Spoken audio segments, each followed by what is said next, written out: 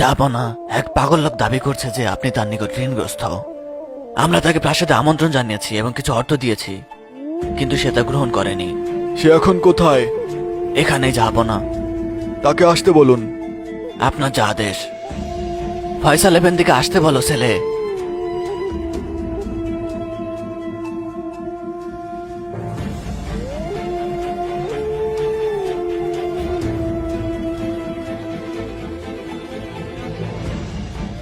বলুন এফেন্দি, আপনি কি বলতে চান?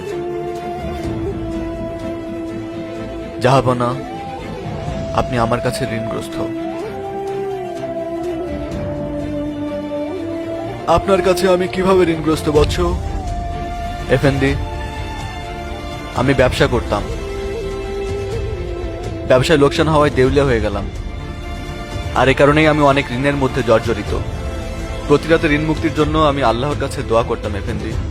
বাবা, জাহাপনা জানতে চান যে তিনি কিভাবে আপনার কাছে ঋণী। আমি যেমন বলেছি, প্রতি রাতে আল্লাহর কাছে দোয়া করতাম। গত রাতে আমার স্বপ্নে আমাদের প্রিয় নবী সাল্লাল্লাহু আলাইহি ওয়াসাল্লামকে দেখেছি এফেন্দি। সাল্লাল্লাহু আলাইহি ওয়াসাল্লাম।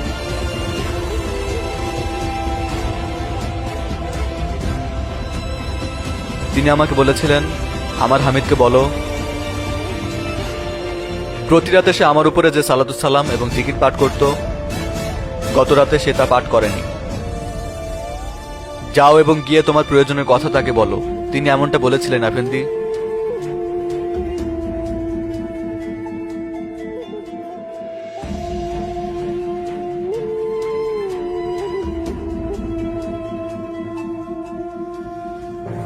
তিনি কি বলেছিলেন? কি বলেছিলেন? আমার হামিদকে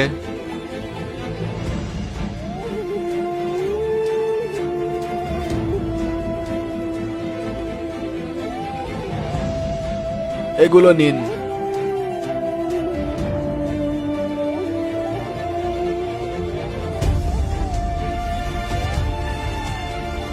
তিনি কি বলেছিলেন তা কি পুনরায় বলবেন?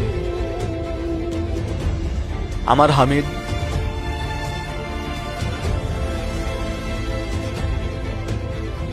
এগুলো নিন।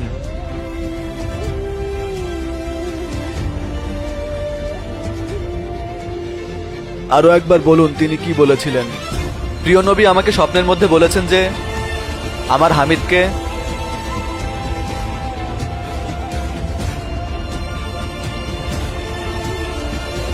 এটাও নিন।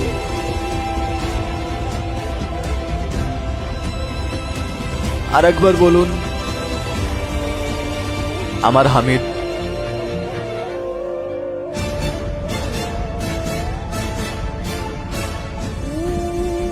এটাও নিন।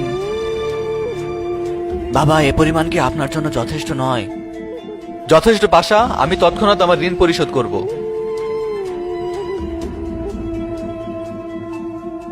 নিরাপদে থাকুন।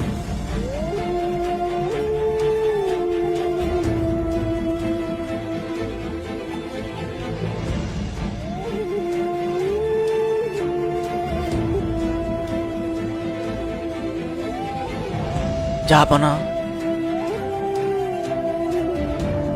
আপনি তো অনেক অর্থই তাকে দিয়ে দিলেন। আপনি কি বলছেন পাশা? আল্লাহর কসম, তিনি যদি আমার সমস্ত ধন সম্পদ, এমনকি আমার রাজত্ব ও যদি চাইতো আমি তাকে দিয়ে দিতাম। গত রাতে আমি কাজে ব্যস্ত ছিলাম পাশা। কাজ করতে করতে আমি টেবিলে ঘুমিয়ে গিয়েছিলাম পাশা। আমি দুধ পড়তে ভুলে গিয়েছিলাম। ভুল হয়ে গেছে পাশা, আল্লাহ আমাকে ক্ষমা করুন।